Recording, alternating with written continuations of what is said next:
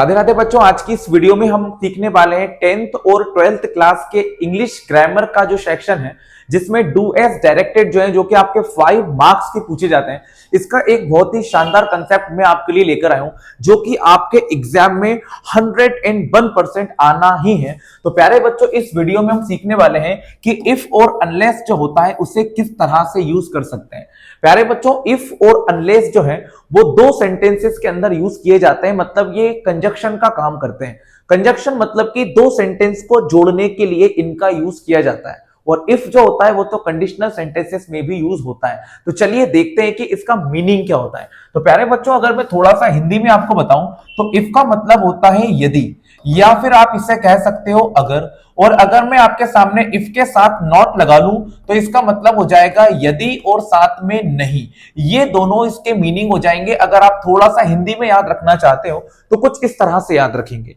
तो प्यारे बच्चों, डील कैसे करना है इसको एग्जाम में वो समझो। मैंने आपको क्या बताया, इफ का मतलब होता है यदि, है ना। और इफ और नॉट दोनों साथ में लिखे हुए हैं तो इसको हम बोलेंगे यदि और नहीं। तो प्यारे बच्चों, पहले मैं आपको बता देता हूं कि एग्जाम में किस तरह से पूछा जाएगा।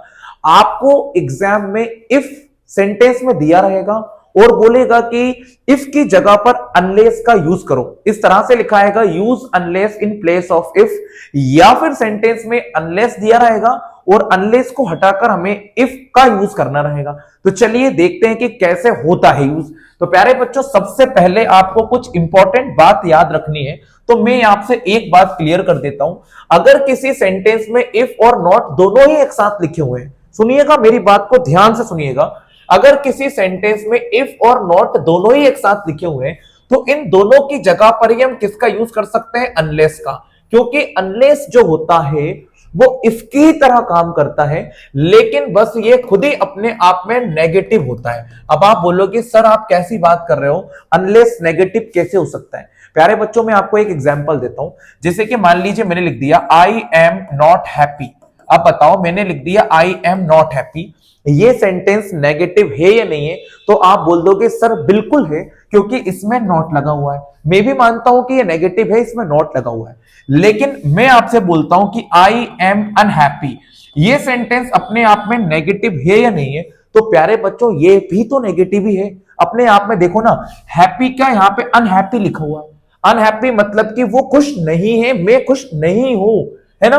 तो अनहैप्पी के अंदर भी तो नोट छुपा हुआ है, ये अन ही तो नोट है ना। जैसे कि आपने अनब्यूटीफुल सुना होगा, तो अनब्यूटीफुल को भी देखेंगे तो इसमें भी तो अन लगा हुआ है। मतलब कि अगर अन लगा होगा तो वो ऑटोमेटिक ही नेगेटिव बन जाएगा। अगर ये प्रीफिक्स जो यूज हो रहा है अन, वो लग जाएगा तो सेंटेंस ही नेगेटिव हो जाएगा, सेंटेंस का मीनिंग ही नेगेटिव हो जाएगा।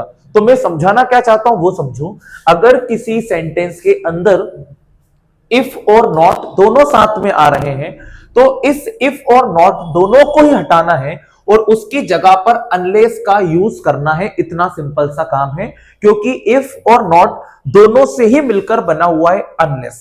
अब बात आती है कि अगर किसी सेंटेंस में अनलेस ही आ जाए तो क्या करेंगे?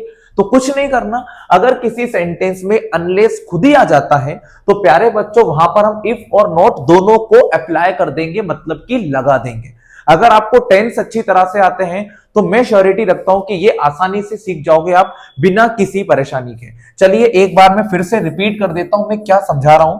आपको अगर सेंटेंस में इफ लिखा हुआ आएगा और नॉट भी लिखा होगा तो सीधे अनलेस लग जाएगा। और अगर सेंटेंस में अनलेस लिखा हुआ आएगा तो अनलेस की जगह पर हम इफ का यूज कर सकते हैं। इतना सिंपल सा काम है। एक और बात समझना है, सर मान लीजिए किसी सेंटेंस में सिर्फ इफ ही इफ दिया हो, नॉट दिया ही ना हो, तो क्या करेंगे? तो भी आपको सेंटेंस जो है उसी के हिसाब से डील करना है। चलिए हम समझते हैं, आप आराम से समझ जाओगे। प्यारे बच्चों, इस सेंटेंस को पढ़कर पहले मैं कुछ इजी सेंटेंस आपके सामने लेता हूं, है ना, बिल्कुल इजी। जैसे कि मैंने यहां लिखा हुआ है, if she does not come on time, अगर वो समय पर नहीं आएगी, द टीचर, है ना, if she does not come on time, अगर वो समय पर नहीं आती है, द टीचर विल पनिश हर, तो उसके टीचर उसे पनिश करेंगे। पनिश मतलब कि सजा देंगे, है ना। तो प्यारे बच्चों देखो, इसमें इफ भी है और इसमें नॉट भी लिखा हुआ है ना। तो इफ और नॉट की जगह पर ही क्या यूज करेंगे हम? अनलेस यूज करेंगे। चलिए सबसे पहले इस इफ को ही हटा देते हैं, तो यहां पर सबसे पहले हम लिख देंगे अनलेस, तो ये अनलेस तो हो गया है ना। तो प्यारे बच्चों इस इफ की जगह पर ही तो अनलेस लगाया है हमने, ठीक है। फिर हम लिखेंगे शी को, तो यहां पर हमने लिख दिया है शी, ये भी हो गया। प्यारे बच्चों मैंने बोला है नॉट को हटाना है, क्योंकि अनलेस में पहले से ही नॉट छुपा हुआ है, अन ही नेगेटिव होता है, ये बात मैंने पहले ही क्लियर कर दी। तो नॉट तो हट गया है अब, लेकिन आपको पता होगा कि प्रेजेंट इंडेफिनिट टेंस में डू और डज आता है, और ये डू और डज जो है वो खुद कभी भी एफर्मेटिव सेंटेंस में यूज नहीं होते। मतलब डू डज को यूज कर रहे हो तो वो नॉट के साथ ही यूज होते हैं। ये 3 केसेस में होगा, आप याद रखना, ये भी याद रखना, एक डू को याद रखेंगे, एक डज को याद रखेंगे और एक डिड को याद रखेंगे। डिड पास्ट में यूज होता है, इसको हटाएंगे तो वर्ब का सेकंड फॉर्म लगेगा। डज को हटाएंगे तो वर्ब की फर्स्ट फॉर्म के साथ एस ईएस आई ईएस लगेगा, और डू के साथ वर्ब की फर्स्ट फॉर्म लगेगी, और ये तीनों ही अगर सेंटेंस में आते हैं तो पूरी तरह से ही हट जाते हैं, ये बात और याद रखें आप। चलिए इसको स्टार्ट करते हैं। सबसे पहले इफ की जगह पर अनलेस का यूज करा है, फिर हमने शी लिख दिया है, फिर इस डज नॉट को हटा दिया है, प्रेजेंट इंडेफिनिट टेंस से हटेगा ही हटेगा। फिर यहां पे लिखेंगे हम कम, तो यहां पर मैंने कम लिख के इसमें एस लगा दिया है, क्योंकि मैंने डज नॉट हटाया है और डज में ई एस आ रहा था, इसलिए ये जो ई एस है वो वहां यूज हुआ है ना, एस वहां पर यूज कर लिया है।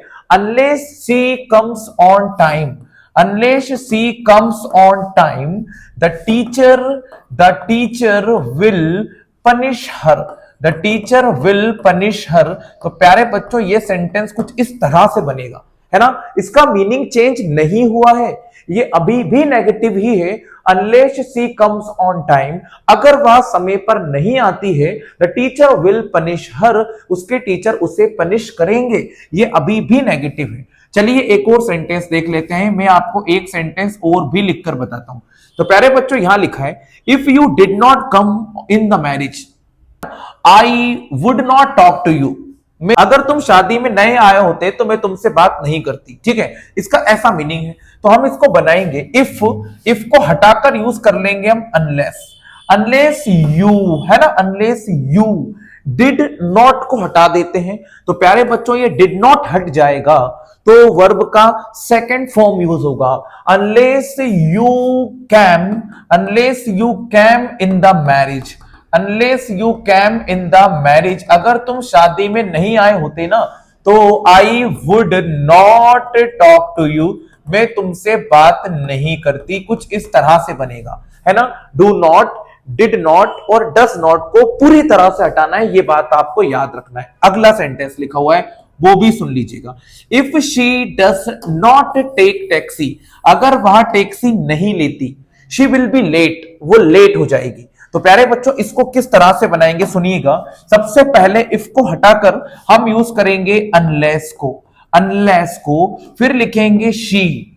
अनलेस शी, इस डज नॉट को भी हटा देंगे, और जब इस डज नॉट को हटाएंगे तो यहां पर जो टैग लिखा हुआ है इसमें एस लगा देंगे, क्योंकि यहां पर एस लगा हुआ था इसीलिए लगाया है, ठीक है। नहीं होता तो नहीं लगाते, सेकंड फॉर्म होती तो सेकंड फॉर्म लगाते, है ना, डिड होता तो हम सेकंड फॉर्म लगाते। अनलेस शी टेक्स टैक्सी, अगर वह टैक्सी नहीं लेगी, शी विल बी लेट, वो क्या हो जाएगी, लेट हो जाएगी। तो ये इस तरह से बन जाएगा। अगला सेंटेंस सुनिएगा, if he does not teach me, if he does not teach me, अगर वो मुझे नहीं पढ़ाएंगे तो मैं फेल हो जाऊंगी। If he does not teach me, अगर वो मुझे नहीं पढ़ाएंगे तो मैं फेल हो जाऊंगी।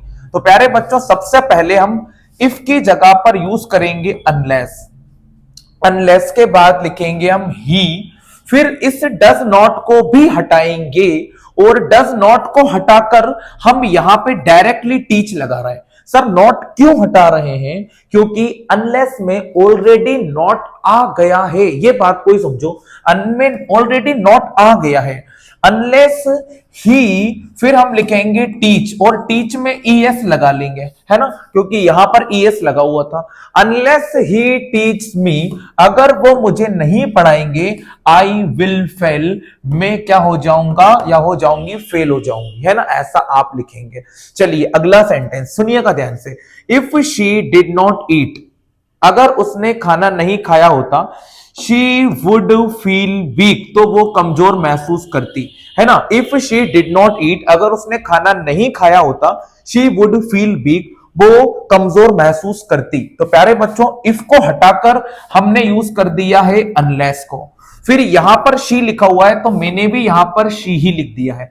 अब यहां पे डिड नॉट को हटाएंगे, क्योंकि अन में ऑलरेडी नॉट आ चुका है।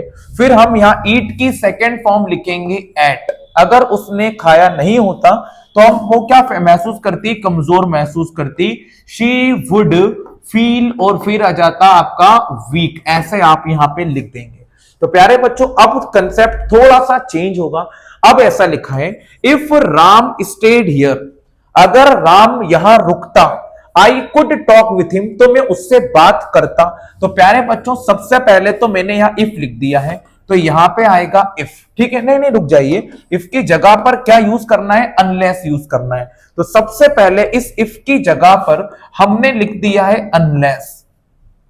Unless, unless Ram, unless Ram stayed, unless Ram stayed here. अब मैं आपसे एक बात पूछता हूं कि सेंटेंस का मीनिंग चेंज हुआ कि नहीं हुआ, तो 100% हुआ है। देखो यहां पे इफ था, तो इफ में लग गया है अनलेस, इसका मतलब यह हो गया है अनलेस राम स्टेड हियर, अगर राम यहां पे नहीं रुकता, अगर राम यहां पे नहीं रुकता, तो क्या मैं तब भी उससे बात कर पाता? भाई जब वो रुकता ही नहीं तो मैं उससे बात भी नहीं कर पाता। I could not talk with him, तो प्यारे बच्चों यहां पे नॉट आ जाएगा, क्योंकि नॉट यहां पे था ही नहीं। हमने देखो यहां पे नॉट को देखा ही नहीं, मैंने तो इफ की जगह पर अनलेस लगाया, लेकिन नॉट को तो हटाया ही नहीं था, इसलिए ये नॉट यहां पर कवर हुआ है। चलिए एक और सेंटेंस देखते हैं। इफ शी प्लेड वेल, अगर वह अच्छा खेलती, शी वुड विन, वो जीत जाती। अगर वह अच्छा खेलती तो वह जीत जाती। तो प्यारे बच्चों, इफ को हटाकर यहां पर लगाया है मैंने अनलेस, है ना। अनलेस का मतलब हो गया कि वह अच्छा नहीं खेलती, है ना। If she played well she would win, अगर वह अच्छा खेलती तो वह जीत जाती। मैंने लिख दिया है अनलेस, फिर लिख दिया है शी, फिर लिख दिया है मैंने प्लेड, फिर लिख दिया है मैंने well. Unless she played well, अगर वह अच्छा नहीं खेलती, शी वुड नॉट विन, तो वह नहीं जीत पाती। ये आपको यहां लिखना है। सर यहां पर नॉट क्यों लगा रहे हो? क्योंकि प्यारे बच्चों यहां पे सेंटेंस ही नेगेटिव हो गया है, इसीलिए लगाना पड़ेगा आपको, है ना। अब देखो बहुत ही प्यारा sentence, if Rohan did hard work, अगर रोहन मेहनत करता, ही पास्ड आईआईटी एग्जाम, वो आईआईटी एग्जाम पास करता, है ना। ये यहां पे लिखा हुआ है। तो प्यारे बच्चों, इफ को हटाकर मैंने लिख दिया अनलेस, अनलेस के बाद मैंने लिख दिया रोहन, और मेहनत करने के काम को लिख दिया मैंने डिड, है ना। डिड जो है वो डू का सेकंड फॉर्म होता है। Unless Rohan did hard work, अगर रोहन मेहनत नहीं करता। अब देखो यहां पे सेंटेंस का मीनिंग ही चेंज हो गया। अनलेस मतलब नहीं करता, अनलेस मतलब नहीं करता। Unless Rohan did hard work, अगर रोहन मेहनत नहीं करता तो वह आईआईटी का एग्जाम भी पास नहीं करता। तो हम लिख देंगे he did not pass IIT exam, he did not pass IIT exam. तो इस तरह से आप इसे यूज कर सकते हैं। अगला सेंटेंस हम देख सकते हैं, देखो क्या लिखा हुआ है। मैं आपको कुछ और सेंटेंसेस के एग्जाम्पल बताता हूं। जैसे कि यहां पे देखिएगा, unless you work hard, unless you work hard, अगर तुम मेहनत नहीं करोगे तो तुम फेल हो जाओगे, है ना। अब देखो यहां पर अनलेस लिखा हुआ है, तो अनलेस की जगह पर इफ का यूज करेंगे। तो सबसे पहले हम लिखेंगे इफ, ठीक है, इफ आएगा। इफ के बाद हम लिखेंगे यू, है ना। इफ के बाद यू लिख दिया। अब मैंने अभी समझाया था कि अगर अनलेस आएगा तो अनलेस की जगह पर इफ और नॉट दोनों आएंगे, है ना। इफ और नॉट दोनों आएंगे तो हमने लिख दिया इफ यू, है ना। अब सुनो ध्यान से, इफ अच्छा अनलेस है तो नॉट भी है इसके अंदर, नेगेटिव बनेगा ये, है ना। इफ यू, और यहां पे देखो वर्ब की फर्स्ट फॉर्म लिखी है तो मैं यहां पे लिख दूंगा डू नॉट। प्यारे बच्चों डू नॉट क्यों लिखा समझो, वर्ब की फर्स्ट फॉर्म है, प्रेजेंट इंडेफिनिट टेंस से नेगेटिव बनाना है, डू नॉट लगेगा। If you do not work hard, अगर तुम मेहनत नहीं करोगे तो तुम हो जाओगे फेल, यू विल फेल, इस तरह से ये बन जाएगा। अगला सेंटेंस, अनलेस इट रेन्स, अगर बारिश नहीं होगी we shall go to school, हम स्कूल जाएंगे। अगर बारिश नहीं होगी तो हम स्कूल जाएंगे। अनलेस की जगह पर इफ लगाया है, फिर इट लिख दिया है, फिर एस लगा हुआ है तो हम डज नॉट लगा लेते हैं। देखो प्यारे बच्चों यहां पे एस लगा हुआ है तो एस लगा हुआ है तो डज लगा लिया, है ना। सर नॉट क्यों लगा रहे हो, क्योंकि अनलेस को हटा रहे हैं तो इफ और नॉट दोनों आएंगे, तो इफ भी आ गया और नॉट भी आ गया। If it does not rain, अगर बारिश नहीं होगी, है ना, एस लगाए तो यहां पे एस मत लगाना क्योंकि यहां लग गया है। If it does not rain, अगर बारिश नहीं होगी, we shall go to school, हम कहां पे जाएंगे, स्कूल जाएंगे।